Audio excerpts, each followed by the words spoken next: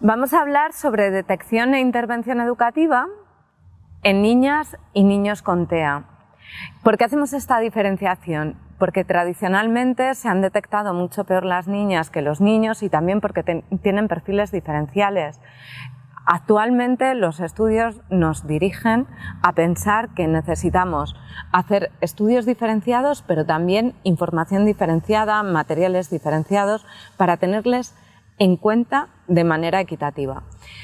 Esto es desde una perspectiva binaria, entonces simplemente entendemos que culturalmente nos puede ayudar a comprender estas formas de presentación del TEA, pero no significa que haya mujeres que no puedan presentar el autismo o que no puedan tener las necesidades de intervención que vamos a decir para los niños y para los adolescentes y para los hombres, y al contrario, que no haya niños que no se puedan beneficiar o que no puedan responder más a un perfil que vamos a describir como típicamente femenino. Cuando hablamos de entornos educativos, el primer punto es qué es lo que llama la atención de los profesores o qué es lo que llama la atención a través de los departamentos de orientación.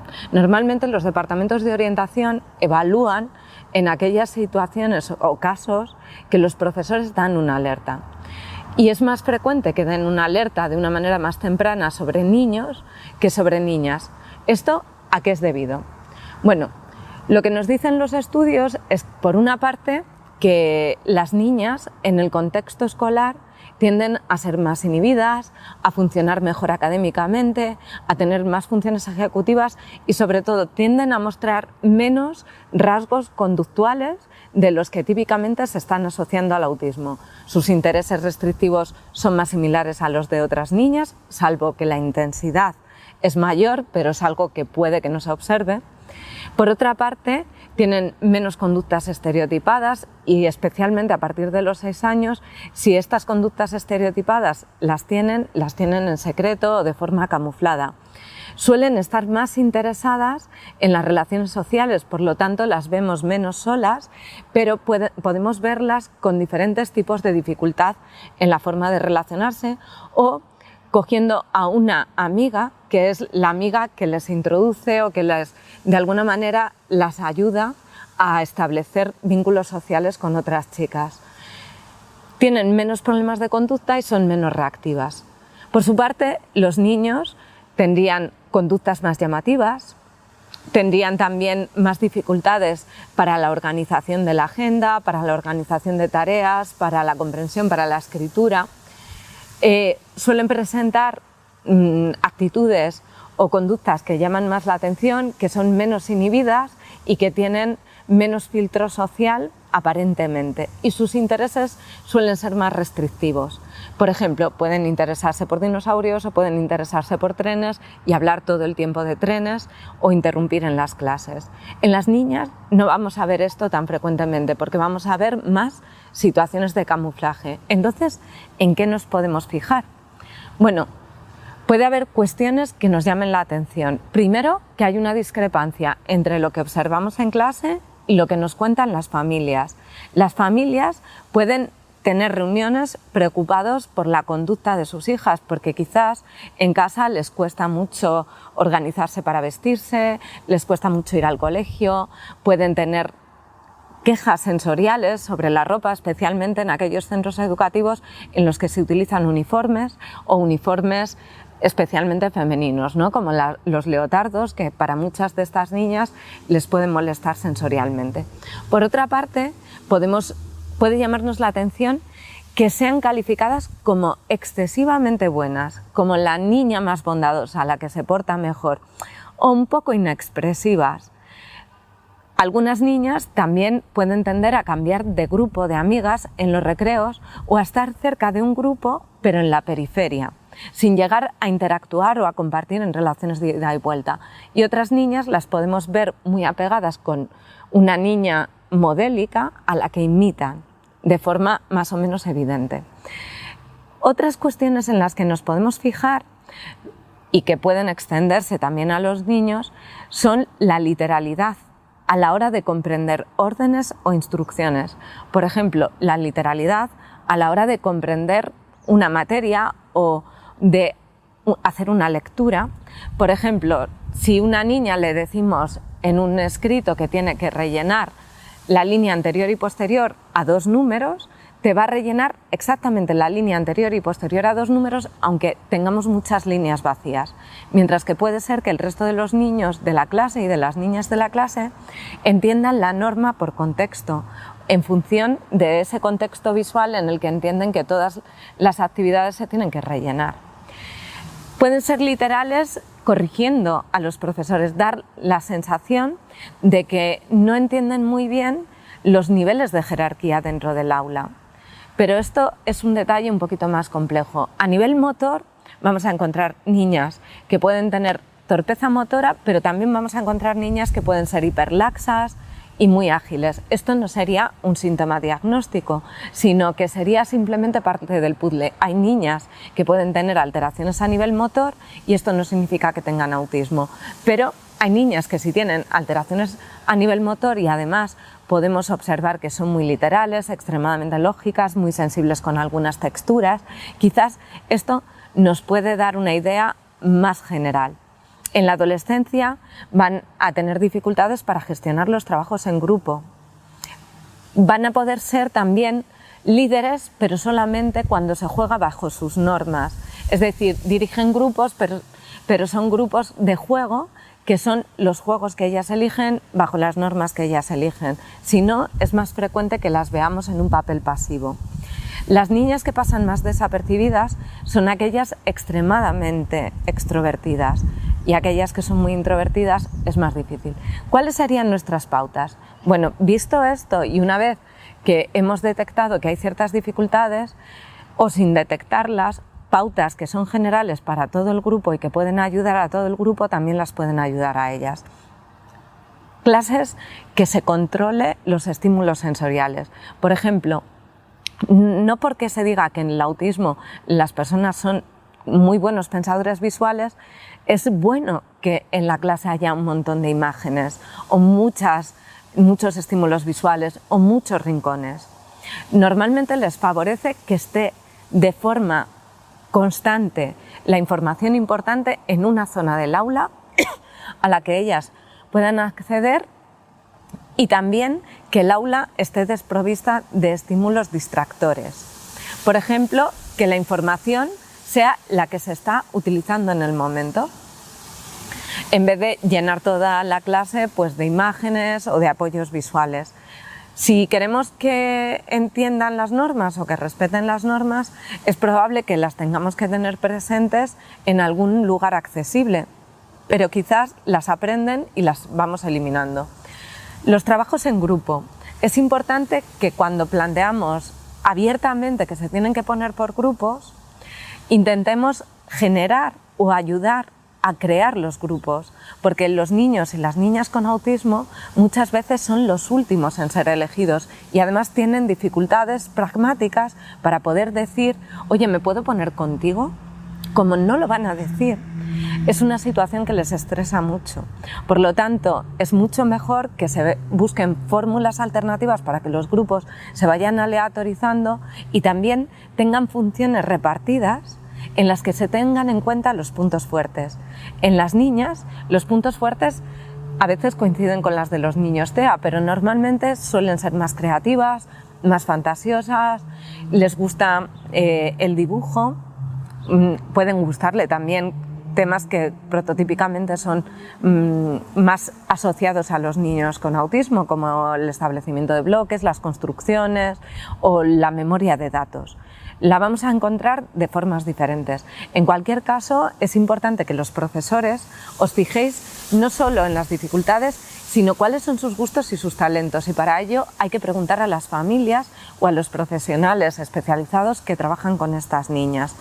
Incluir los talentos dentro de los trabajos en equipo o dentro de las explicaciones es una forma no solo de motivarlas hacia el aprendizaje, sino de ayudarlas a reducir la ansiedad social. Porque aunque no den problemas, aunque parezcan niñas que se comportan muy bien, que aprenden a seguir las normas en exceso en muchas ocasiones, esto las genera muchísima ansiedad. De hecho, hay niñas que a veces alternan o que tienen comportamientos muy diferentes dependiendo de los entornos en los que están.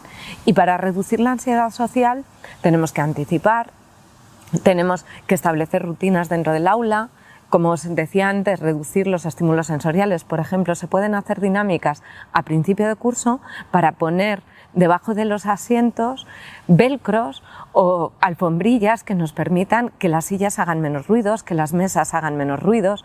Cuidar también la iluminación, cómo es la iluminación a través de las ventanas, qué son las cosas que se ven a través de las ventanas y cómo es la iluminación del aula.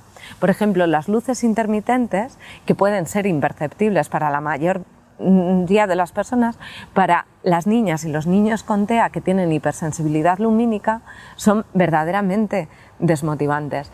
En las niñas vamos a encontrar muchas que nos miran a los ojos y que nos miran muy fijamente, pero esto también tiene un coste para ellas, igual que sonreír. Pueden sonreír de forma constante o pueden tener una expresión facial que no nos termina de cuadrar. Otros detalles que podemos observar son las dificultades, por ejemplo, para reducir información o para hablar en público. Es bastante frecuente que algunas niñas encuentren dificultades en hablar en público y les genere esta situación mucha ansiedad, especialmente aquellas que seleccionan en qué entornos pueden hablar y de qué. Muchas veces hablan poco porque no saben qué decir, y cuando encontramos el polo opuesto de niñas que son muy extrovertidas, muy habladoras, muy desinhibidas, porque sí, se puede ser extrovertido y estar en el espectro del autismo, porque esa extroversión de alguna manera es fingida, es una extroversión nerviosa y realmente la hacen partiendo de temas que pueden no interesar, resultar inapropiados. Van a tener también muchas más dificultades para entender la justicia social dentro de los grupos, especialmente estas niñas extrovertidas, y las vamos a ir viendo saltar de grupo en grupo sin terminar de encajar en ninguno. Si esto sucede, podría ser que tuviera autismo o puede ser que no, pero merece la pena preguntárselo. Otras estrategias son utilizar temporizadores, porque a veces hay niñas que son muy perfeccionistas y su velocidad de procesamiento parece muy lenta porque necesitan hacerlo todo con exactitud o de manera muy perfecta. Y aunque nos llame la atención su capacidad, también nos llama la atención la dificultad para gestionar el tiempo en algunas ocasiones. También pueden sentir un rechazo hacia los temporizadores, hacia los relojes y sentirse muy agobiadas cuando se utiliza a tiempo. Así que esta es una estrategia que no siempre va a funcionar o que no siempre las va a ayudar. Permitirlas lugares seguros en los que puedan desahogarse sin que estén totalmente solas, o sea, bajo la vigilancia de profesores o en lugares como bibliotecas, con puertas transparentes, en las que ellas puedan seleccionar en ocasiones, preferir ir allí que a los recreos. También los programas de recreos en los que hay un profesor tutorizando juegos sencillos, juegos en los que no hay demasiada estimulación sensorial, juegos que no son de balón, las pueden ayudar a incluirse en los grupos de una manera eficaz y a entender las normas y gestionarlas, porque cuando son muy pequeñas puede ser que les cueste decir que no y puede ser que ellas siempre se la queden, que de alguna manera establezcan relaciones intentando agradar, pero relaciones que son injustas porque otras niñas las pueden pedir cosas, objetos, juguetes y ellas no se atreven a decir que no porque es una forma de estar incluidas. Si observáis estas conductas con aspectos llamativos a nivel sensorial, por ejemplo, mucho interés en algún color o un desinterés total en algún color, son pequeños detalles que nos pueden hablar de hiperselectividad. Las familias siempre van a dar más información, así que la clave es que con los alumnos y con las alumnas en las que percibamos alguna diferencia, las familias son los mejores informantes y tenemos que preguntar un poco más allá de lo evidente. Hay veces que los niños van a tener pautas que también pueden tener las niñas, por ejemplo, que no soportan algunas palabras o algunas consignas o que necesitan estructuración para realizar cualquier actividad. Por ejemplo, si quieren hablar continuamente en una clase que les gusta mucho. Puede que sean demasiado intromisivas o que sean inadecuadas porque hablan mucho más e interrumpen mucho más o dan explicaciones mucho más largas que el resto de sus compañeros, llegando a producir una interferencia en la clase. Esto también les pasa a algunos niños con autismo. Pues limitar los tiempos de cada uno de los alumnos de una forma clara, utilizando estrategias como el Class Do You para seleccionar los turnos de palabra cuando tienen que participar, las pueden ayudar a regularse. O decir a todos los niños y niñas de la clase que tienen la posibilidad de hablar durante la clase, en público o hacer alguna interrupción en 3 ocasiones y sacar una tarjeta verde, una tarjeta amarilla y una tarjeta roja cuando ya se han acabado todas sus ocasiones. Intentar utilizar herramientas que sean visuales y manipulativas para enseñar estrategias de normas sociales no explícitas siempre va a ayudar a todos los alumnos y alumnas con trastornos del espectro del autismo. Hay muchas guías educativas, hay una guía educativa para profesores que podéis descargaros desde Autismo Burgos, o hay una guía que a mí me encanta, que es la guía de Brenda Miles, que se llama Estrategias simples que funcionan, en las que podéis ver estrategias como trabajar en tiempo autista, que son muy importantes y que son súper sencillas para manejar la conducta. Espero que con este breve vídeo hayáis tenido una idea un poquito mejor de por dónde podemos apoyar o cómo podemos detectar dentro del entorno educativo. Si tenéis alguna sugerencia o queréis añadir algo de información, porque esto es breve y hay muchísima más, por favor, escribirnos. Tendremos en cuenta las sugerencias de temas que nos habéis facilitado en los vídeos anteriores. A todos os deseo un buen día.